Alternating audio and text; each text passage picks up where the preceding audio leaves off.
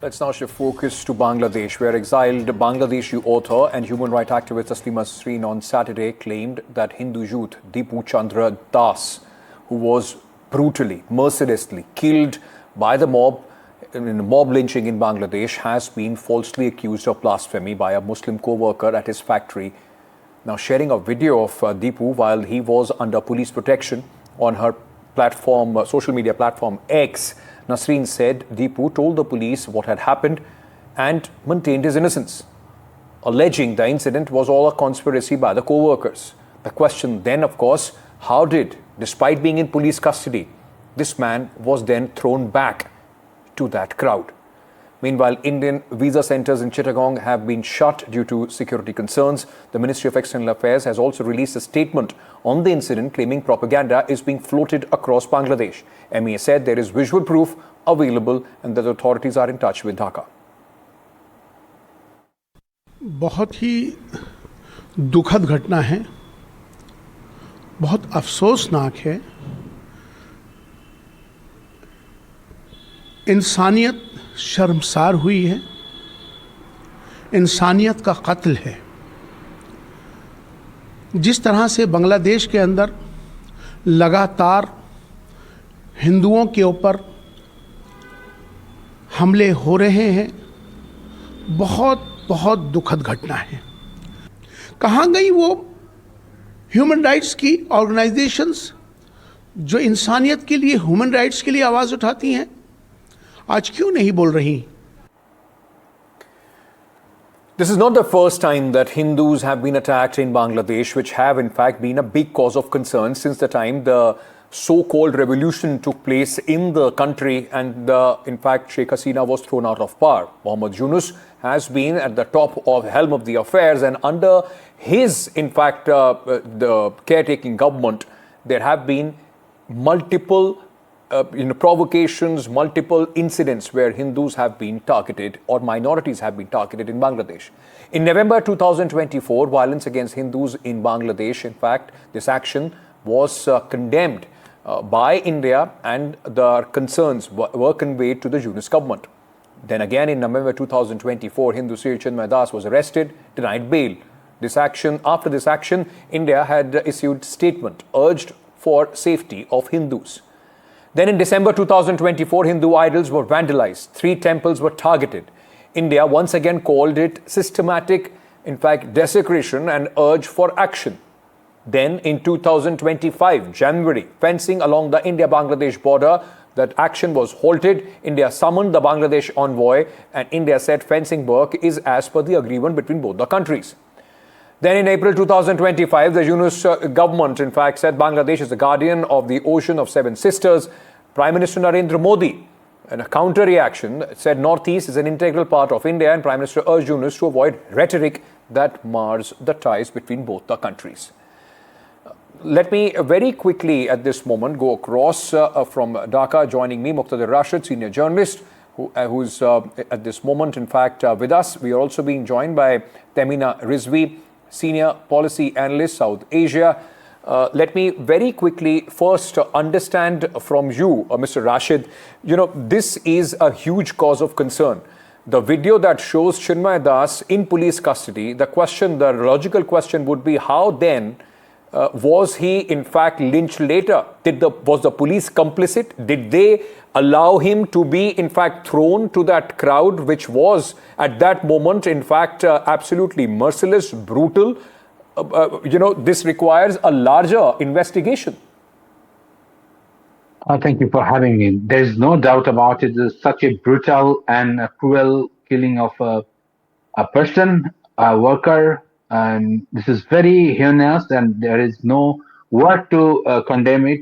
So, if we want to say that it's only because he is Hindu, I'm sorry, I'm not agree with that. But of course, it's a heinous crime, and that must be investigated very impartially, and it should be focused by government of Bangladesh. This government, which is after taking the power once Sheikh Hasina left, this government silently allowed the mob to grow. And this is the result, what we are now facing. We have seen not only this gentleman, but we have seen major two dailies were targeted by far right, and now we are getting some information that some of them are directly connected with Chhatr Shibir, the Islami Chhatr Shibir, which is connected to the Jamaat Islam. Though Jamaat Islam condemned this, attack and burning and torching this person, and also the newspaper, but I am definitely say this is the government who are responsible for this, because if I understand correctly what you are saying, you are telling our viewers at this moment that under the Yunus government, there is some sort of emboldenment as far as the far-right Islamist or, extremist elements in Bangladesh are concerned. No, I'm saying the government indifference attitude led this situation. I'm saying this. The government, when we saw mob in the past, they said it's a pressure group. Now this pressure group became monster. This pressure group turned into violent mob that burned newspaper, that then targeted the most respected newspaper editor, Nurul Kabir, which is very unfortunate, very unfortunate. Right. We are really traumatized by seeing all these things. Absolutely. Anybody would be. Temira Rizvi, let me bring you in at this moment. What does this mean for the Yunus government? I mean, is it turning a blind eye? What kind of a political game? It clearly shows that the law and order situation in Bangladesh is very, very fragile. Not just the minorities, but other respected people, intellectuals, those who have a point of view, are on the target. Yeah, let me, I think, say something very clearly, that when a body is set on fire to prove a lie, we are no longer talking about somebody's beliefs. We are talking about the collapse of law. We are talking about the collapse of conscience and state authority. This pattern, of course, we know is painfully familiar across these regions. It includes Pakistan as well. Blasphemy accusations are not spontaneous eruptions of faith. They are strategic tools. And as far as minority is concerned, this is also a stark freedom of religion or belief failure. When religious minorities, particularly Hindus in Bangladesh, they live under permanent fear of accusation, citizenship becomes conditional, of course. We have to also notice the patterns, that the targets were never powerful, never well connected, never protected. Blasphemy accusations, whether it's in Pakistan or Bangladesh, almost always fall on those who cannot defend themselves. And for the Yunus governments, of course, Yunus government has always been, I think, cozy with the extremist groups. And this cannot, from India's perspective, I think this cannot be treated as someone else's internal problem, because radicalization, particularly next door, it doesn't always stay next door. It travels through narratives, through social media and migration. We have been facing over all these years that Bangladesh's displacement has created a lot of issues for our country. So this is going to sort of, this minority insecurity would lead to displacement, and that displacement would create long-term security and governance challenge for India. So we are... Temina, let me ask you this. Is it also the time, not just for India, but the world, to sit up and take notice, put Yunus government on notice? What your constitution says about a secular country, it seems that not only has that been forgotten, but possibly was burnt with that body of that person who was killed, Mr. Das, who was killed so brutally. The whole constitution of Bangladesh at this moment is on the tenterhooks. Yeah, definitely. One, that we cannot let leaders be cozy with extremist groups. This is also about accountability. The most alarming part of it is not just violence, it's absence of immediate accountability. We are not holding the state structure accountable. Videos are viral, faces are clearly visible, and yet there are no arrests. And from a security point of view, speed of arrest is definitely deterrence. And we are seeing that. In fact, let me very quickly tell you that there have been 12 people, the news that is coming in, those who have been arrested as far as this case is concerned. But the fact remains, and I totally agree with you, Mr. Rashid, for not just for Bangladeshis as a whole, the country at this moment is, almost in a state of a collapse.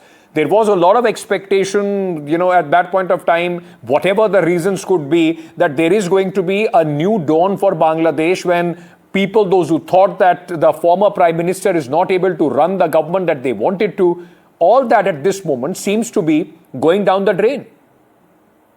It is unfortunate. It's more than 150 people were killed brutally over the 15 months since Dr. Muhammad Yunus took power, and more than 250 people were injured by the mobs. And the government say just we are arresting these people and that's it. And we have seen some people who are very much a religious guy, who are very much affiliated to Jamaat Islam. They are publicly using their social media apps to provoke them. That look, you have to do this kind of thing. You have to do this that. So when it happens in this kind of country, and nobody is going to arrest him, everyone is feeling okay. This is how we can do, and there is kind of a lawlessness. Yeah. Then everything is planned just to foil a free, fair, and credible election. So the country, when is looking for a very, credible election, which is scheduled next. No, so that is what I wanted to ask you next. Because there had to be a time limit. So far, we have not seen that, as far as the Yunus government is concerned. The fact was it was just an interim arrangement before free and fair elections in Bangladesh can take place. The prevailing law and order situation gives Mohammad Yunus an excuse to keep, in fact, be in power without any accountability, without being chosen by the people of Bangladesh in a free and fair election, and keep postponing that process. No. This government basically in the power just to put Jamaat in the power. All right. So everywhere, every key position is held by Jamaat. Everywhere is Jamaat. In any party wants to come into power, it should be registered by Jamaat. The Jamaat is playing the game. Jamaat is taking by this Yunus, because this government is not political officially. So they took the advantage. They allowed the far right group to grow.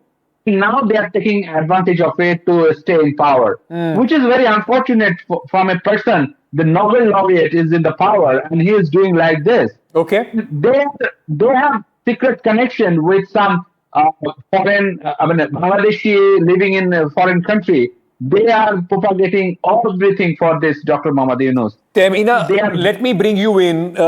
Does this smell of a situation where there is a heavy involvement of some Pakistani elements? Bangladesh chaos works best for Pakistan when it comes to, in fact, trying to engage India on a different front as well. Something that they had the dream before 1971. This was crashed after Bangladesh was taken away from them. And at this moment, they see an opportunity once again to try and pin India, put the focus on the Western front. Definitely, and there are a lot of common pointers and there's a lot of similarity as well how these people are functioning.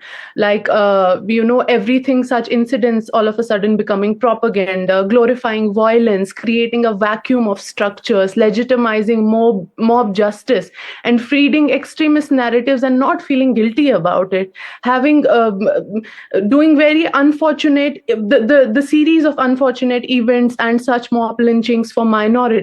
We are seeing the same pattern in Pakistan. We are seeing the same pattern in Bangladesh. And the involvement is very loud and clear. And I think at this moment, it is really, the responsibility of international lobbies and in terms of South Asia as well. We try to understand it in a very clear narrative that this is what it is. And we don't sort of hide behind that, we try to cover it up. It's clear. Can I ask you, what are the options for India now? India, I think, can, of course, I cannot talk in terms of, I am not government and I cannot talk I'm sure, but as an analyst, for a country which shares a long border with Bangladesh, there is going to be a security threat as far as India is concerned. We can't let Bangladesh go into a complete chaos or become a proxy for Pakistan. What are the options for India? Yeah.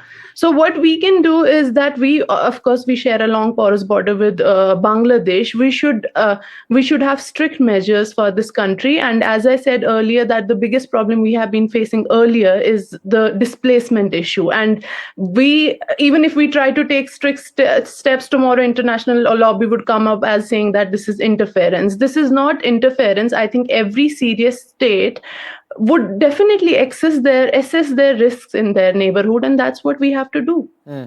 Muqtadir Rashid, let me ask you, in conclusion, as a Bangladeshi, as somebody who is seeing the situation very, very closely, there is a sense of fear as far as the minorities are concerned. Whether it's Hindus or the Christians, the minorities in Bangladesh are living in a sense of fear. Has the Yunus government done anything? I'm not even asking enough. Have they done anything, any steps that will give, in fact, some confidence that they will not be unfairly targeted as they are being now? I don't think so. I don't think there is a strict action from this Dr. Yunus government. But I am afraid because the way it is going, we will see another Ukraine that will happen in Bangladesh.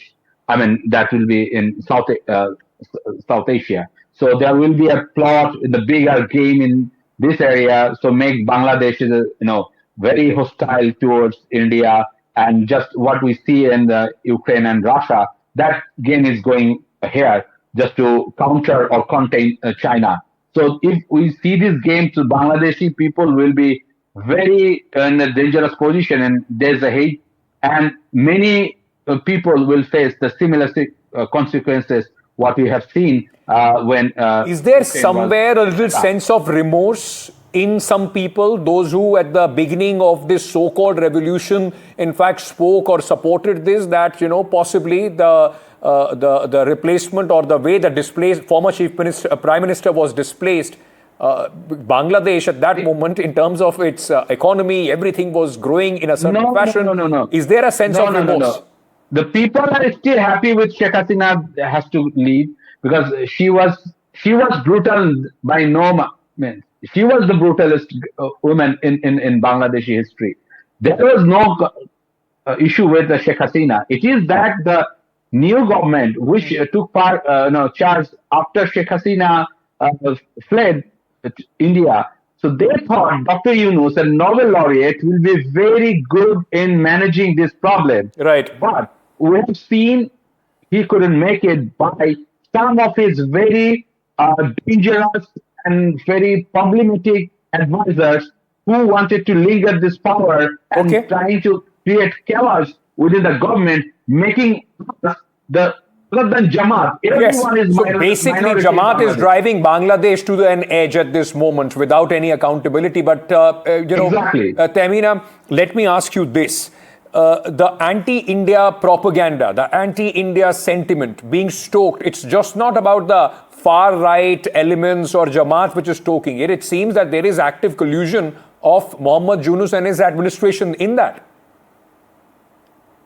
Yes, it is. And it's also, I think, a larger lobby and a larger collaboration to work against India, to create a narrative around India, and to work as per those toolkits. This is also not new for our country to see how narratives and propaganda has been fueled earlier. So not that exactly I can say it's a new game for us. We have seen that earlier as well. But yeah, just another task in hand. A very important one at that. It's an immediate neighbor, not just the displacement, but India cannot let Bangladesh in a chaos, not just for the sake of those minorities there, but also for its own security and stability as we share a long border with that country. Thank you so much to both of you for speaking to me at this moment on this very important issue.